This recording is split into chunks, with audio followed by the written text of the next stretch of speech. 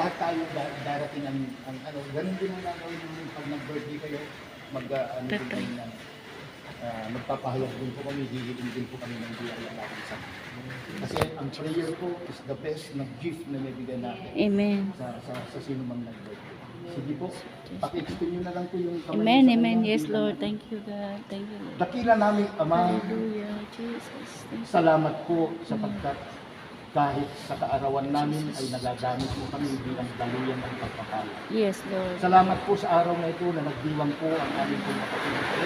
Yes, Lord. God. Upang na maipahayag ka, maipahayag din niya, Panginoon Diyos, yung karanasan niya sa buhay.